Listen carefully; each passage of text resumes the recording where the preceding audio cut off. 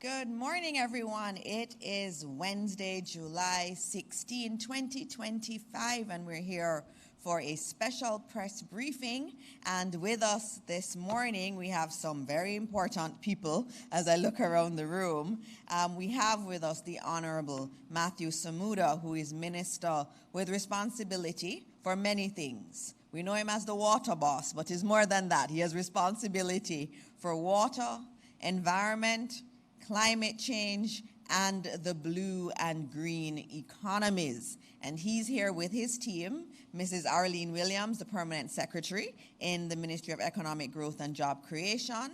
We also have Mr. Leonard Francis, the Chief Executive Officer of the National Environment and Planning Agency, NEPA.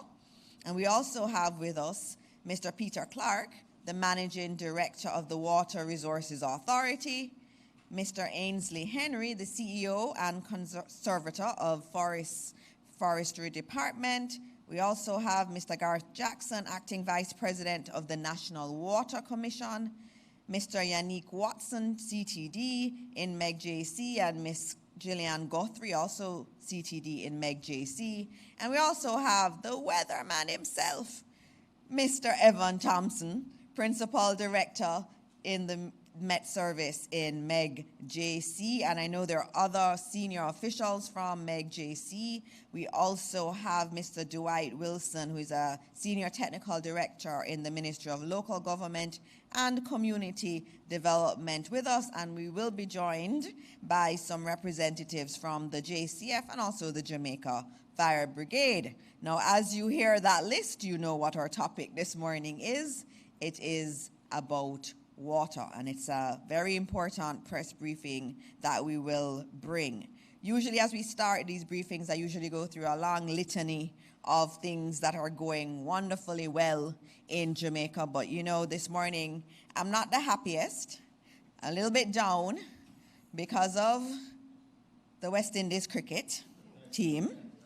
Quite down. I saw them playing on Saturday and Sunday, and I want to forget what happened on Monday. But I do hope, as many of us who love cricket, that we can get it together. But there are other good things.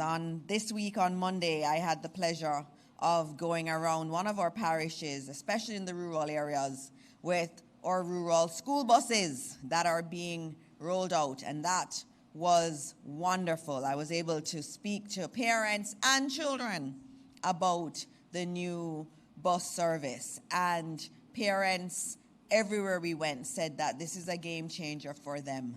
It means that they will not have to spend the kind of money that they usually spend to try to get their children to school. Yesterday I was with principals in regions 2, 7, and also 6, and they were making the same point that across Jamaica, especially in rural Jamaica, children go to school some days of the week. They don't go every day.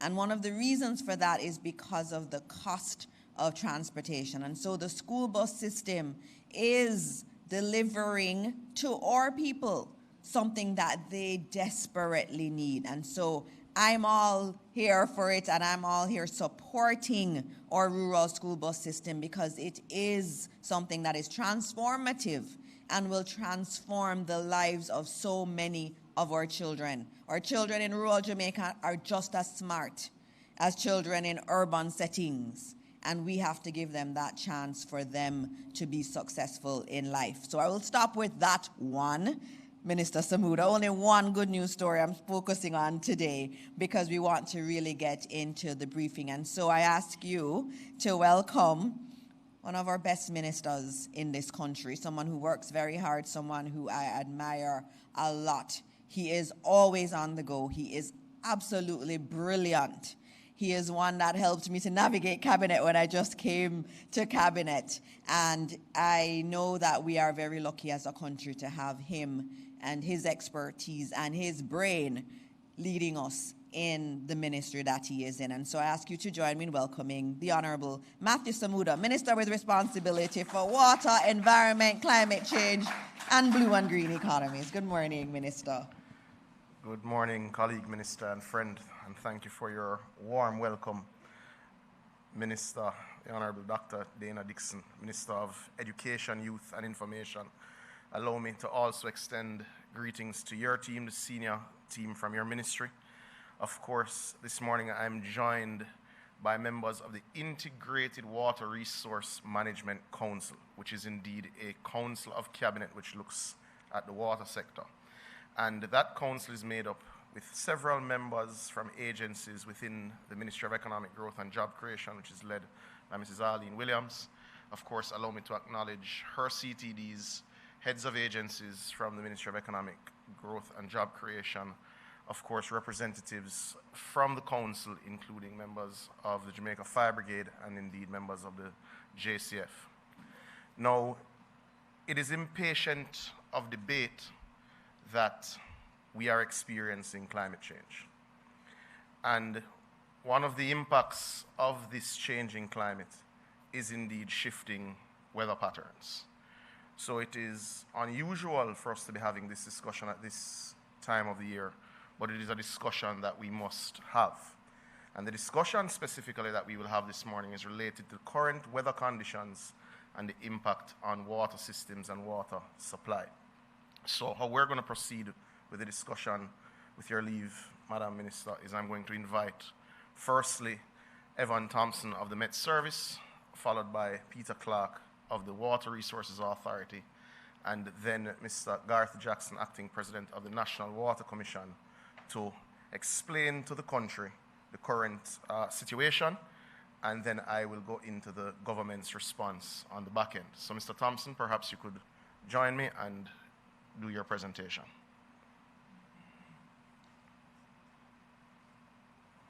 Thank you very much, Minister. Good morning to you and to all persons present. I want to acknowledge the presence, of course, of our moderator, who is, of course, the Minister with responsibility for information, and, of course, my own permanent secretary, Arlene Williams, who is here with us this morning.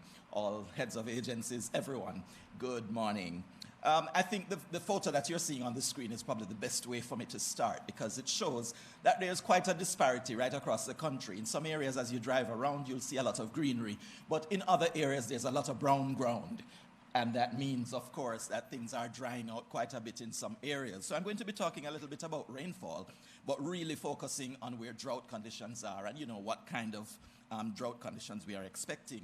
So moving on, I'm going to do a bit of a transition through the dry season, which would have started since December of 2024 and continuing through January, February, March, April, and then going into what is the early onset or the rainfall season that would normally have occurred by May. So starting with our slide showing January, in January 2025, we would notice, oh, I have to change those slides, eh? Okay, January 2025, a noticeable dryness was observed in all parishes when compared to the 30-year normal. So I'll focus on those images you're seeing to the left side. The larger image to the top would show what the actual month shows, and then the smaller image will show what the normal season would look like. So we can see that there's a lot more browns and reds showing up on our January photo than what we would have normally experienced. So it shows that there was quite a bit of drying that we experienced during the month of January. Going through February, we see more of kind of similar activity, but it looks more like what the normal would have looked like. And so there was some amount of dryness, a little bit more drier to the southeast of the island in particular, but here we see what the comparisons are with those two periods. Going through March, we see a little bit more of the greens coming in the western part of the island, but there is still quite a bit of brown areas showing the dry conditions in the east central part of the country and moving toward the south coast. And then going through April, there was an increase in rainfall. We did see much more of the rainfall coming in April. So there is still some dryness that we can see in the larger image to the top over sections of, say, St. James going southward into St. Elizabeth. And then in the eastern part of the island, we also saw some dryness mainly toward the south. Going through May, however, we see a total difference here between what we actually experienced in comparison to what is normal. and much more of the reds and browns and are showing up, the oranges showing up, that show that the drought conditions were beginning to be experienced in some parishes. St. James really topped the list in terms of the dryness, but we had a number of other parishes that experienced dryness and some drought conditions at that time of the year. Going into June, here we see what the picture looks like. And again, we're seeing that in this case, we had more wetness in the west, but then the rest of the country showed up to be drier than what is normal. And we can see in the southern part of the island as well that the browns were kind of more entrenched, showing that that's where the driest conditions were being experienced. So we move into what we call the transition period, the wet and dry conditions for the early wet season, if you can understand all that jargon. But in the May-June period, significant dryness is noticeable over some of our southern parishes, while the converse is noted in the western end of the island. And drought conditions were determined for one parish, St. James, but significant dryness was also detected in 5 other parishes, and they are listed here. It includes sections of the east, sections of the north, and even south-central parts of the country.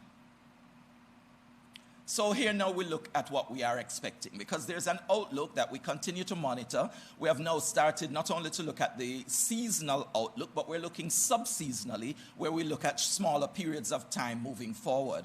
So here we see in the period that we are currently in, going until next week, we are expecting lots of dryness, mainly over the southern part of the island. And you see that large area of reds and browns that is south of the island, but somewhat impacting on the island of Jamaica. And that's what we are expecting over the next few days. But then we are expecting the browns to continue in terms of the dryness continuing over sections of the island going through much of July. Here we have it even going into August, where we have those drier conditions that are expected to be impacting our island.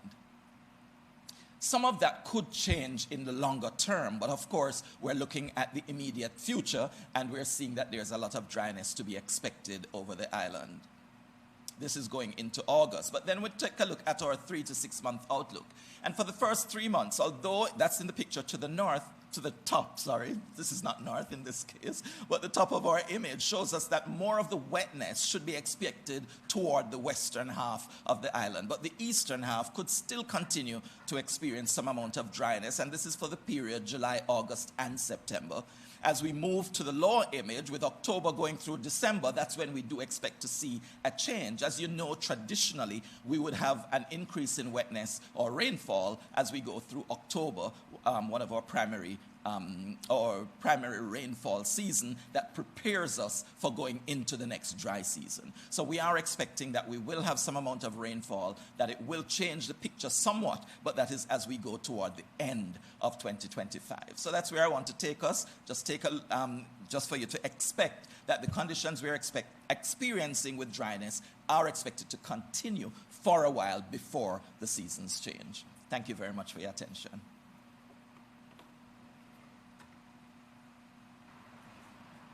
Thank you, Evan. I'm going to ask Mr. Peter Clark from the Water Resources Authority to give us a brief update as well. Thank you, Minister Samuda. Good morning, both ministers, Minister with responsibility for information and Minister responsibility for water, my PS, my colleagues, heads of agencies, and all of us from the Ministry of Economic Growth and Job Creation. With regard to the water situation and water resources, we have to make it clear that with regards to our groundwater, which is the water in our aquifers, the water that we source from wells, that responds the slowest to lack of rain and dry conditions, because it's a deep-set natural resource. So we can be pretty much assured that our systems that are served by wells will continue to be able to produce the amount of water that is required. However, our rivers and our streams and springs, those are more dependent on rainfall. They are what we call rain-fed. And so what it means is that those will respond a little bit quicker to a dry condition. Now, in our situation, a lot of our main rivers have what we call a base flow. And that base flow is enough to keep the rivers going through all of the through most of our dry periods, and even on some of our more intense dry periods, we've had the rivers maintaining their flow. There are very few that really show a significant decrease in base flow. So again, those rivers will be up to par for what we want to remove water, abstract water from. So it means that for a lot of our major towns that are depending on these either wells or these kind of systems, they'll be fine. However, the real problem becomes when you consider what's happening with spring-fed systems and smaller stream, smaller river systems. These respond almost immediately to the lack of rainfall. With the projection that we've just had from Mr. Thompson of the Met Service, what it means is that going forward into June, July, and August, when we shall not be expecting to have as much rain as we would normally have, that impact will be felt just about then almost immediately with those kinds of systems. A lot of these are our minor water supply systems, yes, but even the National Water Commission, they do have systems that are dependent on springs as their source and small rivers as their source. So we have to anticipate that this is happening. We have to accept Evan's forecast as being real, and we accept, and in accepting that, we now have to anticipate. And it is in that now that we have to continue to make the plan on how we're going to get with that. And of course, our minister is here to assist us with that. The last year, this time, we were here talking about a major problem over in the western part of the island. And you can see, as you said, that, you know, with changing, with cliff shifting climates and so on, you can never really make that prediction on where your dry areas are going to be. So now, what we're looking at actually is areas where we'd expect rain to be in the west, that we're seeing that, in the east, I mean, we're seeing that is a problem. That problem is exacerbated because in the eastern part of the island, that's our mountainous part of the island, that's where we really have a lot of the geology is a lot of rocks and so on. So water doesn't get a chance to soak into the ground and then gradually seep out as it does in other parts of the country. So especially between the central inlier, where we again have the mountainous rocks and hard rocks and so on, between the central inlier and the west and the eastern part of the island, we can expect significant impact on our streams and springs. And so that is the outlook, and that is what we now have to be arranging and planning for. Thank you, Minister.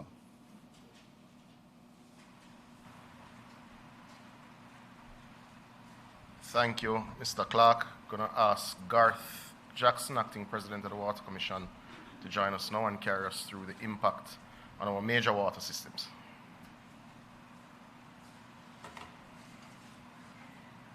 Morning all, ministers, permanent secretaries, colleagues, press.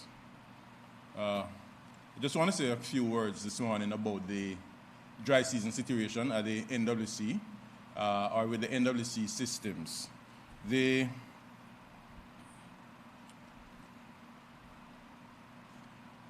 About 44 of our systems, we have about 450 systems operate island-wide, and about 44 of those have been affected in some way by the dry season. 23 of those are operating probably just below 50% capacity, but the rest of them are above that, and all others. Now, you'll see from the slide that the eastern parishes, and this is consistent with what both Evan and Peter pointed out, eastern parishes have about 40 systems which are affected by the dry season, whereas the western parishes have just about 3 which are affected. The rest of these systems, Hanover, Westmoreland, Manchester, all are operating largely at capacity currently. So those are all small streams and springs which have been impacted so far, significantly impacted so far.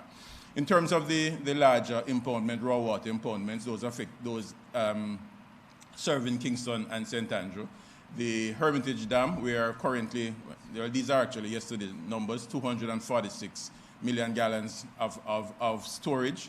Capacity is actually just under 400 million gallons, and so we're at about 62%.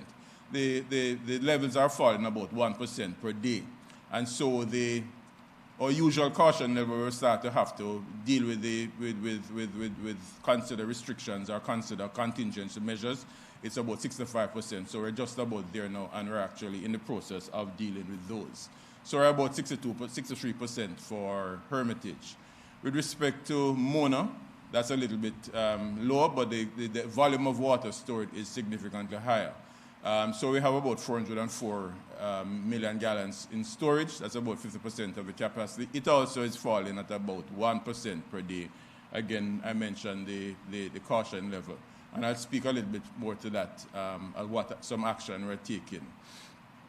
The short-term actions. So for the urban centers, we're looking at modulating the supplies and actually regulating supplies between discrete supply zones so that we can actually maintain service to all on a daily basis, however reducing the actual output from the facilities. Today we'll be recommissioning the Beverly Hills well and the Cavaliers wells. Those two are going back in service. We have done some checks on those, make sure they're up on both the electromechanical equipment as well as the boreholes, the wells themselves are up to standard to last through the season. Upper Camp is also being recommissioned, and that will bring about just over 2 million gallons of water additional into service so that we can cut back on the regular abstraction from the raw water impoundments.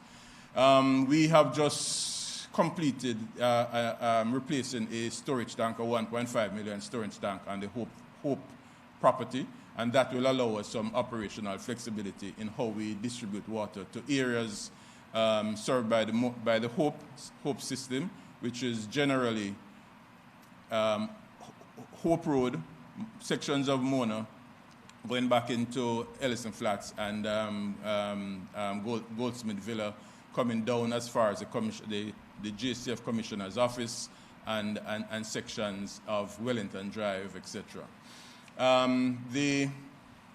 We're also going to be looking at our interbasin transfers. We have water coming in from the Rio Cobre system, which serves the Greater Spanish Town area. It serves southeast St. Catherine, which is Portmore, Greater Portmore, Old Portmore, and Helshaw. And we'll be looking at how we regulate the supplies to those areas. As you're probably aware, we are doing some non-revenue water in the Greater Portmore area, and that would allow us to reduce the amount of input into those areas. The Yalas pipeline also has been perennially plagued by unauthorized connections, so we need to ensure that we double up our efforts to ensure that we don't lose too much water coming into the Mona Dam from that source. In terms of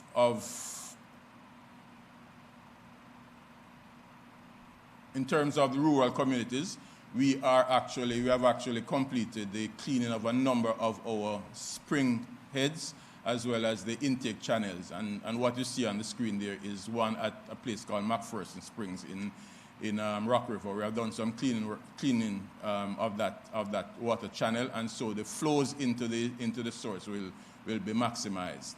We're also having to consider, although it's very uneconomical, how we treat with trucking, and also the ensuring that the wayside tanks are full. And of course, the important thing is to ensure that we can get the message out to our customers and consumers that they need to conserve, and that we're doing all we can to reduce the wastage of water, or the inappropriate use of water. The numbers we haven't yet tabulated. We are at the start of it, so we haven't tabulated anything in terms of the trucking costs or the reduction in revenue, but we probably will hear something further on that later on in the season. The other short-term, and these are now resilience as opposed to response measures. We want to have some short-term measures which we are implementing. So for a number of systems island-wide, we're doing some immediate non-revenue water reduction activities. So we're actually working now in the Palmetto Pen, Palmer's Cross area. We're doing some work we've initiated some work in the Hayes, Portland Cottage, Portland Cottage, Sangsters Heights, Mitchelltown area. We are actually keying up a major project for Yalas, Easington, and Albion. to reduce water loss by a cross-country pipeline. So that will probably go into the next financial year.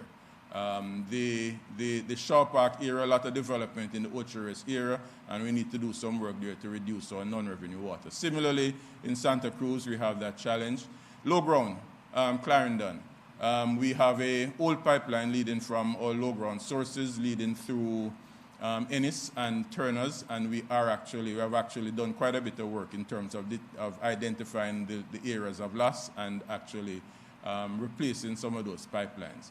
And we're doing something similar in the eastern St. Mary area, from Ita Boreal, which is just east of Anata Bay, going through Agualta Vale and up into Highgate. I will say that we have actually completed some work at our Agualta Vale station, where the pumps have been replaced with more efficient pumps, newer and more efficient pumps, and we have actually seen a significant reduction in our energy consumption there. Significant reductions there because of that. But there's still a significant amount of work to be done in that location in order to ensure that Highgate and Islington does get a more reliable supply, a better service. In terms of resilience, we do have some bigger projects which we are working on, which are more medium to long-term projects. You'll all be aware that we have actually commenced construction on the 15 million gallon Rio Cobre water treatment plant, driving west along the north-south highway.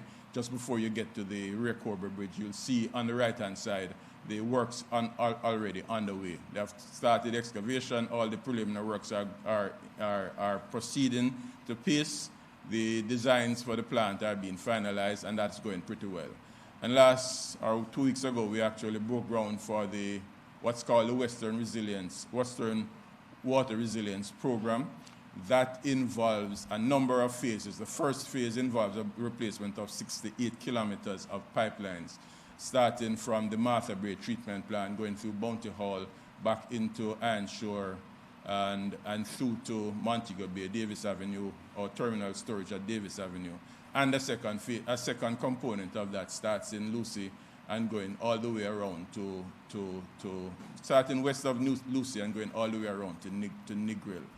Significant work has been done in Negril last year, and so the challenges we had there in terms of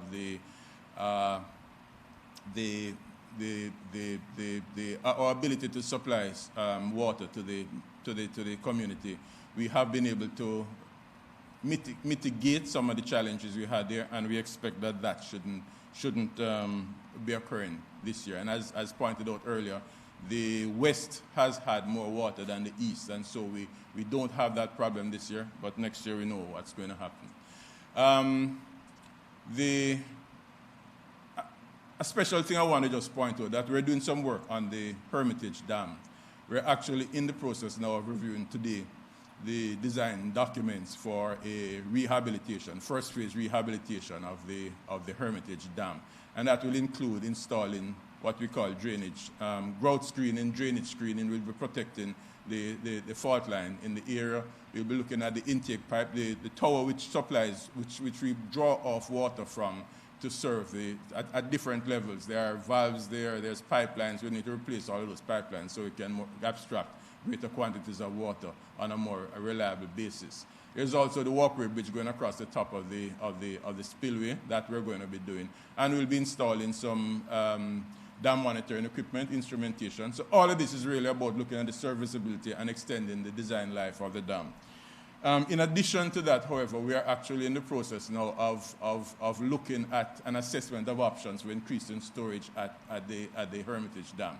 And that is going to involve, there are a couple of options we need to look at. We're going to look at whether we should raise the spillway level, or whether we will need to install or to construct additional dams either before or after the existing Hermitage Dam. So those are some options we're looking at for the medium to long-term resilience, water supply resilience to the KSA supply zone. Ladies and gentlemen, those are my brief comments, and I turn it back over to Minister Dixon and Minister Samuda.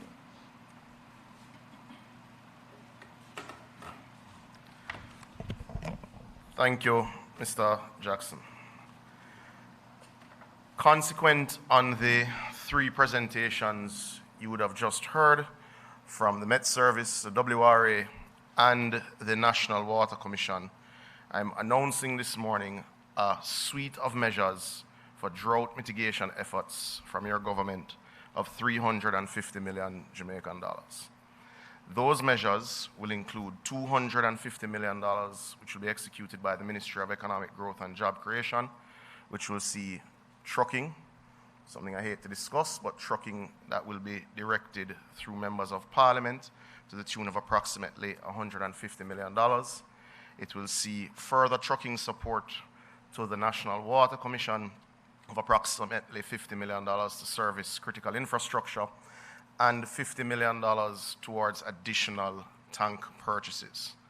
We also expect through the Ministry of Agriculture, and I've spoken to Minister Green and he asked me to share this with you, that we will execute drought mitigation measures for our farmers to the tune of $100 million that will be shared between water, trucking, drip irrigation systems, and grass purchases.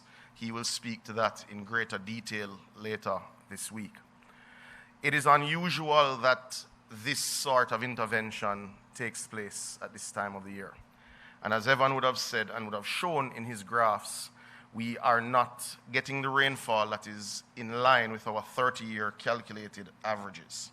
And that in and of itself creates a very difficult circumstance for the water sector, whether it be the NWC, the municipal systems, or the National Irrigation Commission, because it makes it very difficult to plan.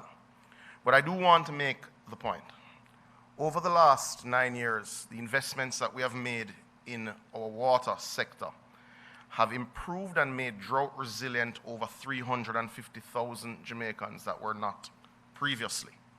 We are currently midway in $22 billion of capital investment in the water sector across potable water, sewage, irrigation, that will benefit over 900,000 Jamaicans when complete. Some of those projects will be complete in 3 months, and others will take as long as 5 years when one contemplates some of the larger scale projects that we have. But we want to assure Jamaicans that the investment is already bearing fruit. We would have had this press conference 8 to 9 weeks ago based on current rainfall levels previous or prior to the investments already made. And with the investments that are being made, we expect that several large geographic areas will not have these sorts of discussions in the future. These large investments include the Western Water Resilience Project, which will see significant expansion and improvement in the distribution network, the processing network, and indeed the storage systems in Western Jamaica, spanning from the Martha Brae all the way around to Roaring River in Westmoreland. We also expect to see significant benefit from the continued non-revenue water work, which is taking place sometimes in a fragmented way so persons don't understand exactly what we're doing. But non-revenue water work includes major line replacements that the National Water Commission is doing, which goes up to about $10 billion this year. It also includes the $5 billion being spent through the National Works Agency under the Spark program, which changes old pipes so that when those roads are laid, they don't have to go and repair leaks immediately after. It also includes significant work being done by JISTV and NHT at the community level in that space.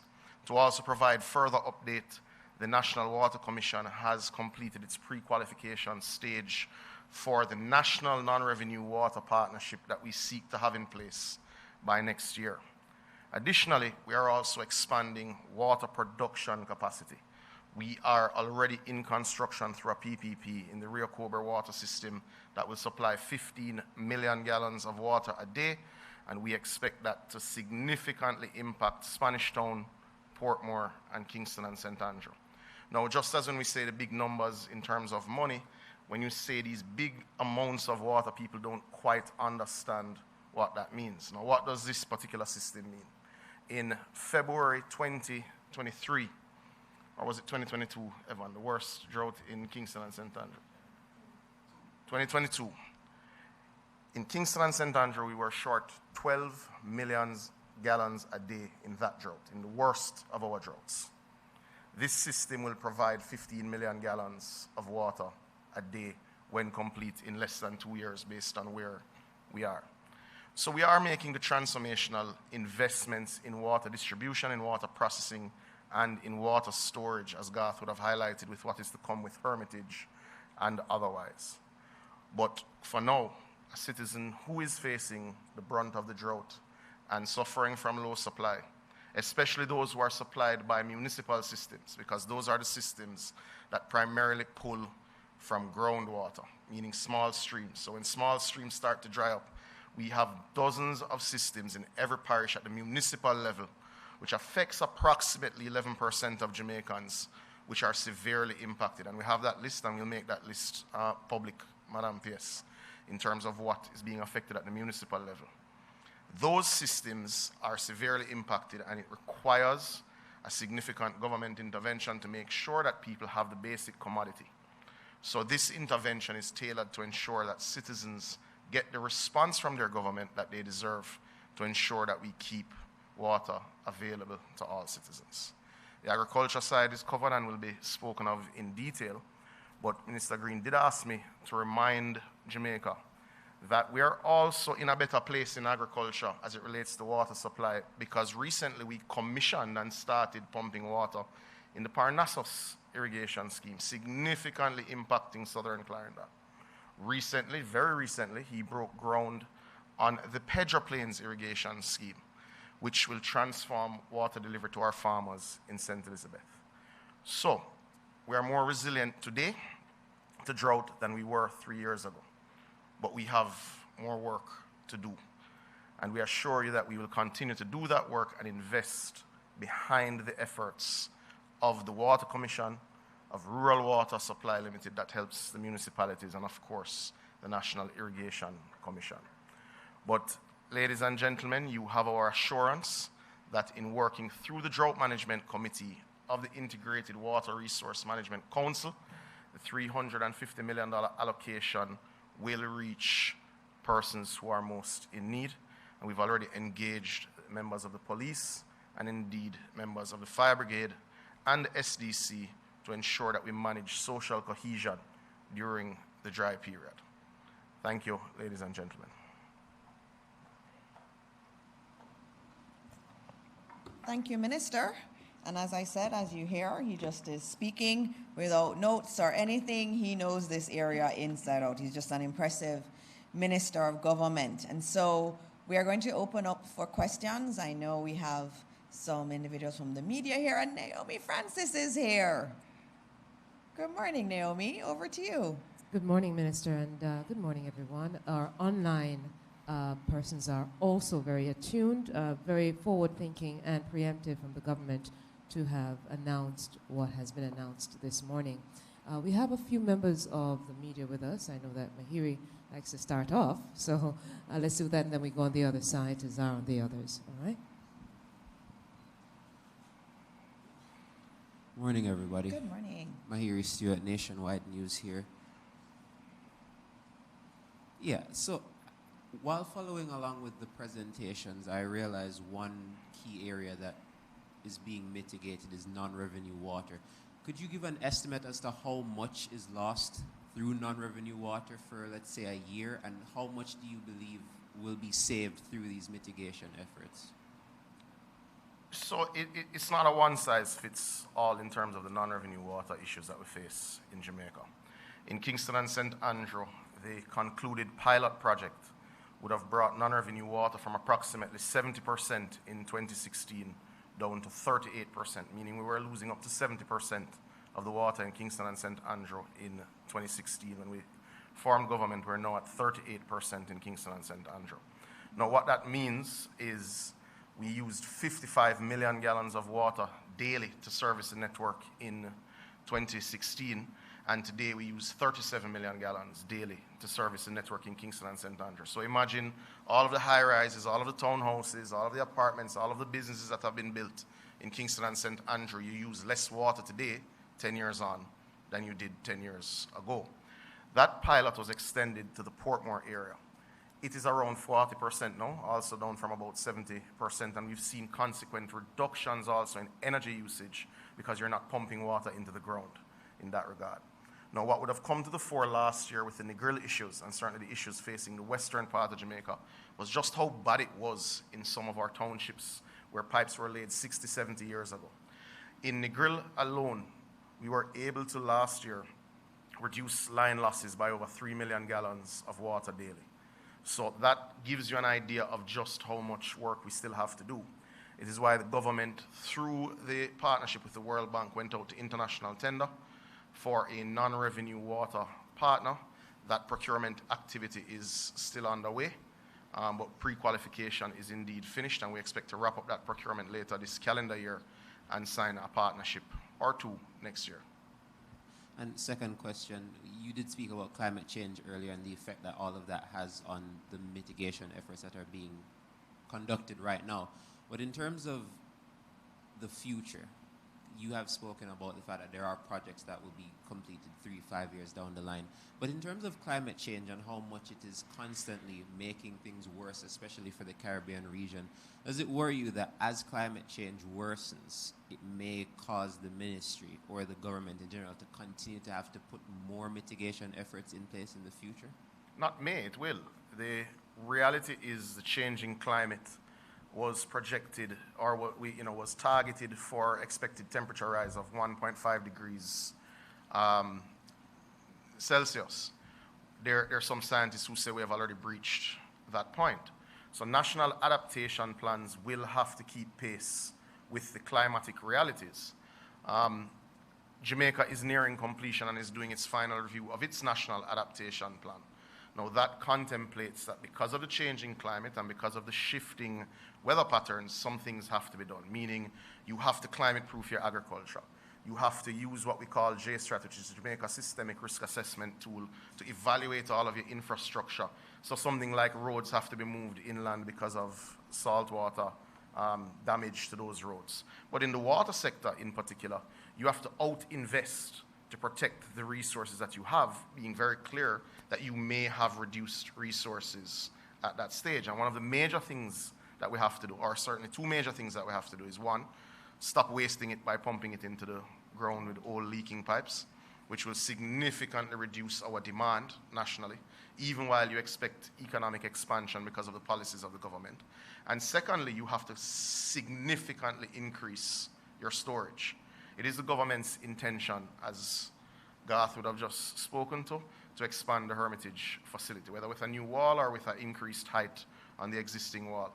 We do intend to build a second dam at the Mona facility, and we are looking at the Mahogany Vale system and testing the stability of the water supply that comes from both the Negro River and the Yalas River.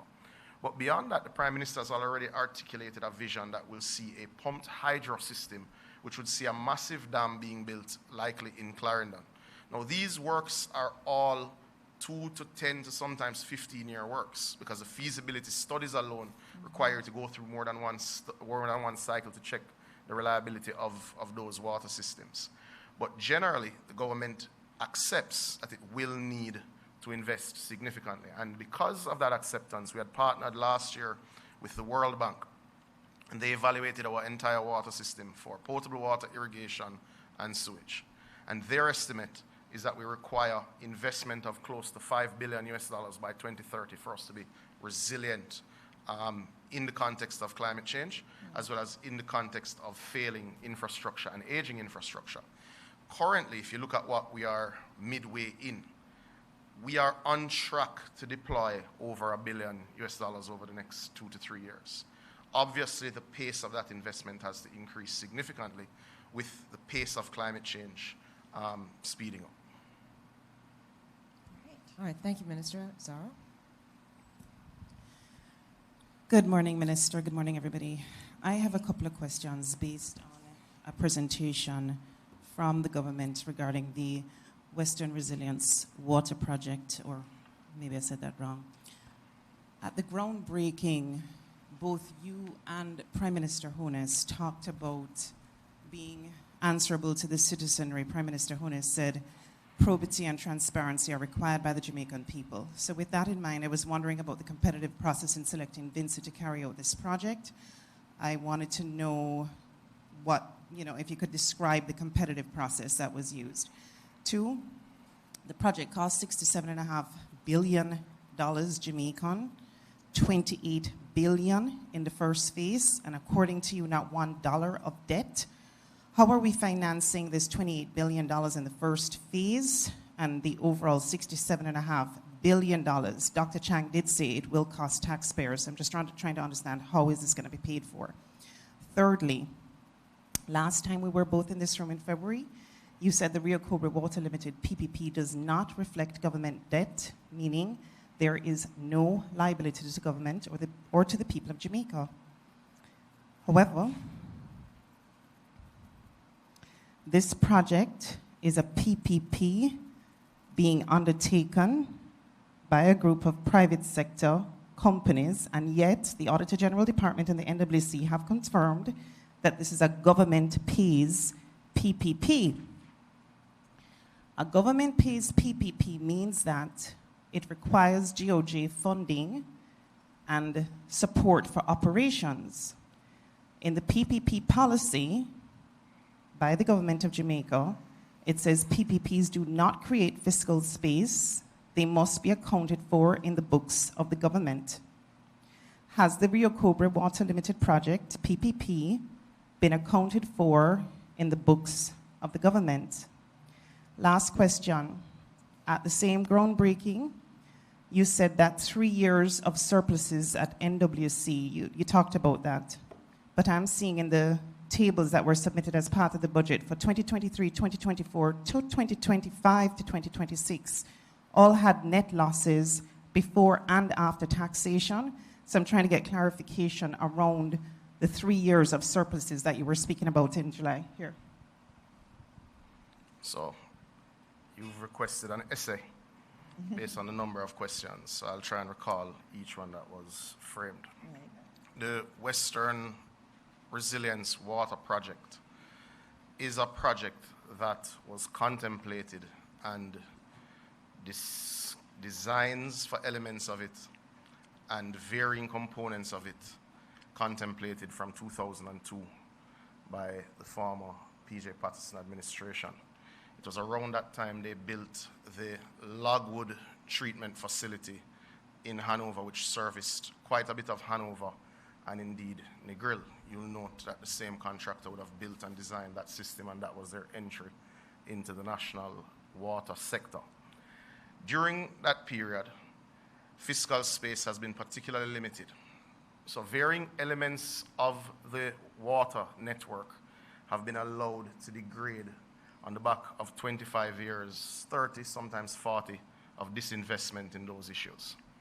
The lines, for instance, from the Martha Brae into Terminal Reservoir in Montego Bay are severely degraded. The usual standard is if a line like that breaks 4 times a year, you'd replace it. We've had weeks where it's broken 4 times in a week. So that line, which supplies over 250,000 persons, is at the end of its useful life. Now, fast forward to 2024, when the western end of the island experienced its worst drought in history, where Negril saw hotels having to pump water from swimming pools to support urgent needs, where the fire brigade had to jump in and help us to keep schools and health centers open, where we had to coordinate very closely with the security forces to maintain basic social cohesion. You will recall that the project was declared an emergency last year. There was not a competitive process. We used the firm that had worked on the varying nodes of the project for over 20 years to do the engineering and consequently to take on phase 1, which sees 68 kilometers, I believe, of ductile iron pipeline to be laid. Now, what that will do is significantly reduce non-revenue water and leaks for the common person listening, which will by itself increase by several million gallons supply into Montego Bay, into Trelawney, and into Hanover, into Negril. the project is an emergency implementation, and I think every single citizen of Negril, every single citizen of Lucy, of Green Island, of Montego Bay that was out of water for some 7 days last week will agree that the project is an emergency. So no, there wasn't a competitive bid. We use a firm that has been working on the project for over 20 years. Secondly, the project is being... Can you allow me to finish, and then I'm sorry, hang on, sorry. Allow, because you had a very long series of questions. So, Minister, if you could, please. I know, but allow... So when was the weather issue, Evan? Was it 24 or 2023 in Negril? The big one? You know, we're tracking over 100 water infrastructure projects. If you want specific dates and specific things, you can submit questions through the ATI Act at any point. If we miss a date by a year or by a month, I'm happy to admit so. However, the project was declared an emergency. We moved immediately into the engineering phase. Once the engineering phase was complete, we went through a shortened PIAB process, which the Ministry of Finance approved. Then we moved straight into direct contracting. We are now in the construction phase of a project that is an emergency. Last week in Coral Gardens, you had 2 major line breaks that saw all of St. James, that is supplied by the northern system in Montego Bay, out of water. It is an emergency, and we have proceeded accordingly. And no, it was not a competitive process. We use a firm that has built 20 years plus of reputation in Jamaica, which is also arguably the largest construction and engineering firm on earth. Just for those listening who are not familiar with the sector, that firm is certainly the largest in Europe and is arguably the largest on earth. Okay? And their water knowledge is extensive as it relates to the Jamaican market. Next, the issue of how it is financed. 5 billion Jamaican dollars is in what I call the big yellow book for the budget this year, being financed through the Ministry of Finance and its consolidated fund on capital works to get the project started. Because the project has actually started and a large part of it requires the upfront purchase of pipes, we expect the Ministry of Finance to further make allocation now that it has started in supplementary budgets later this year to pick up the pace associated with these pipelines. But this phase will see some 68 kilometers of pipeline replaced, and it is funded by taxpayer dollars through the consolidated. Perhaps I could get some water. Through the consolidated fund. The next question is very simple, and you can direct that question very clearly to the Ministry of Finance. The project has not increased the debt stock of Jamaica. Jamaica's debt stock relative to GDP continues to decline. The project is being funded by local private sector as well as through international support partners, which I hope I'm pronouncing it properly, Proparco, and indeed IDB Invest. Now, those partners came on, and they will tell you, if you have discussions with them, that they viewed it almost as development financing. So they have put forward the funding to the consortium at unprecedented terms. Local dollar fixed term financing, yes, at 15%. That is far cheaper than what was announced by our neighbors who have floated bonds for over $500 million US dollars, in US dollar terms, at 8%. Now, when one calculates the depreciation expected on any developing country's dollar relative to the mighty US dollar over a 20-plus year period, and you contemplate the impact of inflation, it is as close to free as you will get. Now, the NWC pays arrangement, funded by the government, as you have alluded to, is not as you explain. There is a payment reserve account, there is a debt service reserve account, which any loan facility, whether you're buying a car as an individual or as a government, are signing on to any sort of arrangement. It is a PPP. The government is not without involvement in the transaction. It is why at the back end of the transaction, When the terms are complete, a brand new plant, for all intents and purposes, is handed back over to the government. So the government's cost of financing the project is related to its debt service and its payment reserve account. That also is what accounts for the increase in cost, because it was not contemplated when the project was designed that the local market would not have played a far greater role in financing this project. It is to be noted that the consortium went to the local market several times and was unable to secure local financing for the project. It is our international partners who saw the viability of the project, who thought very highly of the project, who have invested in an unprecedented way in local currency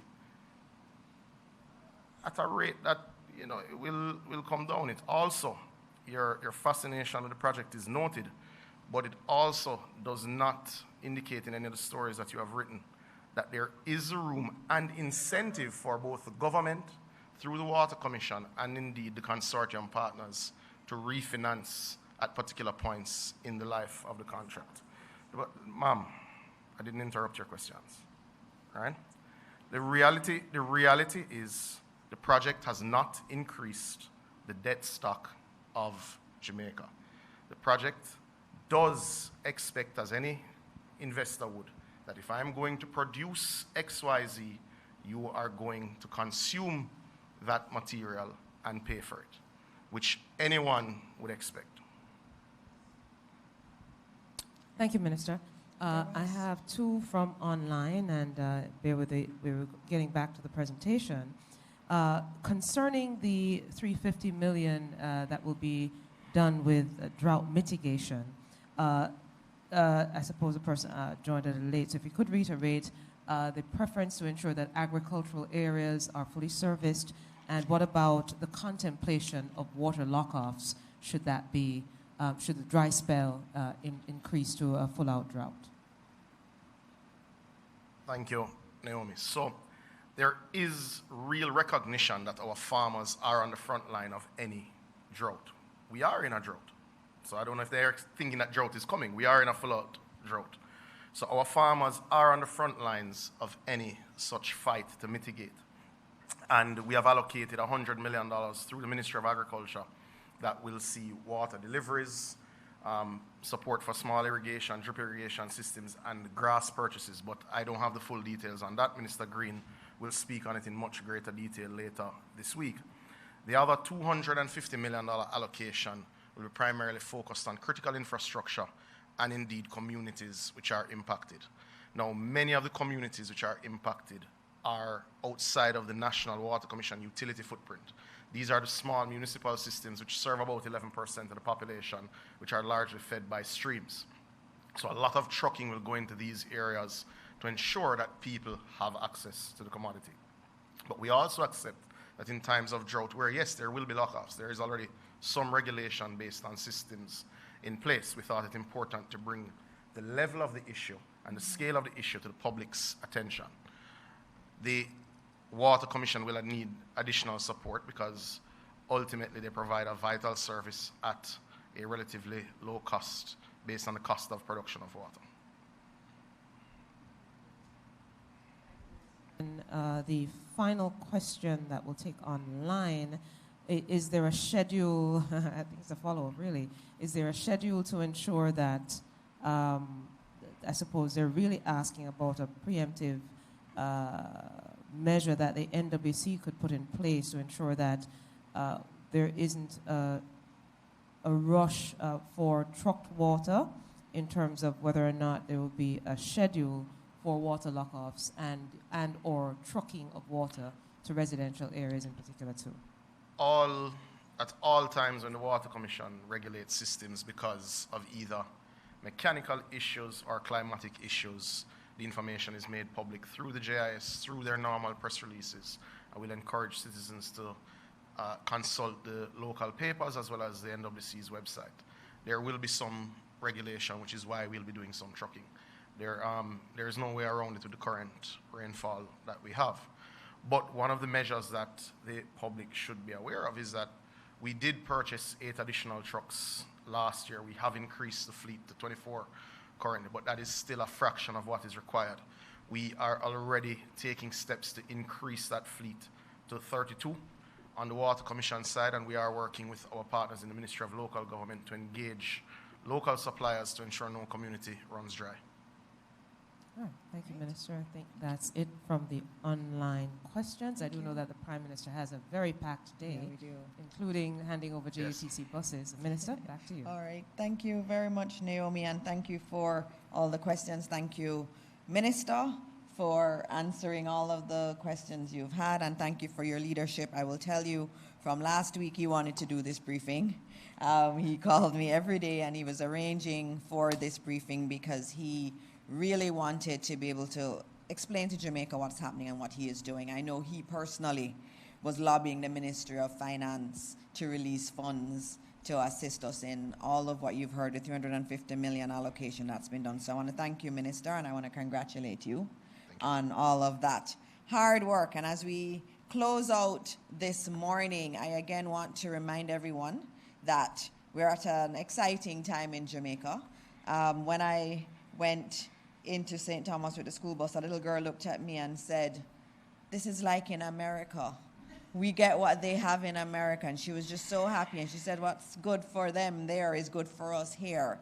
And in Jamaica, too, through speed, through our efforts to be more efficient, we're making changes, as you all know, to vehicle registration and fitness, making it a lot less onerous on individuals. And starting July 21, which is Monday, we're doing something else that is very progressive in nature. We are no longer going to have those awful decals on our windows. Our motor vehicle registration and fitness certificates will be transitioning to a digital process. What does that mean? It means that you will get an email with those. You'll also not need to print it out. So when you are stopped, the police officer does not need to ask you for it. All that information is already contained in his system. And all you need to do is to just click, download, and save it, and just drive. This is how we're making things very different. We are using innovations that have been seen around the world and bringing them right here to Jamaica to make the lives of our people much better. This is undoubtedly a government that truly cares, and we will continue to make innovations like this happen. And as you heard this morning, we're thinking long term, we're thinking about the future, all the awesome work that our public servants have done, and you heard them this morning. We have some of the best public servants you can find anywhere in the world. You heard them from Water Resources Authority, you heard NWC, you heard Evan, who is just like superb, one of the best in the world. And we have others in the room from NEPA, the PS, who are just excellent. They're excellent people. We have excellent workers in the public service. And that's why, for the last thing I'll say today, if you're looking for scholarships and you're a public sector worker, go on the Ministry of Finance's page. We have lots of scholarships for public sector workers to help them to continue to be as excellent as they are. And also importantly, we have scholarships for the children of public sector workers. So please go on the Ministry of Finance website if you are interested and get more information on these awesome scholarships that have been provided by the government of Jamaica. And so on another Wednesday morning where we took some challenging questions, but nothing is too challenging for us. We answer all the questions that come from the media. We are saying goodbye for now, and we look forward to seeing you at our next press briefing. And God bless all of you who are watching. God bless this wonderful, beautiful country that we have, Jamaica, land we love. Thank you. Amen.